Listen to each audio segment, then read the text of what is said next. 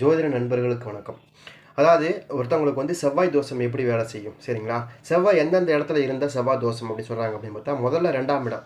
எதுக்கு இந்த குறிப்பாக 2ஆம் இடத்த சொல்கிறாங்க அப்படின்னு கேட்டிங்கன்னா, 2ஆம் இடம்ங்கிறது குடும்பஸ்தானம் சரியா? வாக்குஸ்தானம் சரிங்களா? அப்போ வந்து இந்த 2ஆம் இடத்துல செவ்வாய் அமரும் போது என்ன பண்ணுவார், ஆட்டோமேட்டிக்காக 7ஆம் இடத்தை பார்த்துருவார் இல்லையா? 7ஆம் பார்வையை நமக்கு 7ஆம் இடத்தை பார்த்துருவார். அப்போ 7ஆம் இடம்ங்கிறது களத்திர தோஷம் இல்லையா? களத்திர காரகன் இல்லையா? அப்போ நம்ம 2ஆம் இடத்துல இருந்து செவ்வாய் வந்து 7ஆம் இடத்தை பார்க்கும்போது என்ன ஆகும் அப்படின்னு கேட்டிங்கன்னா, 2ஆம் இடம் வந்து வாக்குஸ்தானம். ஆனால் உண்மையாலுமே வந்து பார்த்திங்கன்னா செவ்வாய் யார் அப்படின்னு கேட்டிங்கன்னா, அதிக கோபத்தை உண்டு பண்ணக்கூடியவர் சரிங்களா? குடும்பத்தில் வந்து நிறைய பிரச்சனைகளை உண்டு பண்ணக்கூடியவர் சரிங்களா?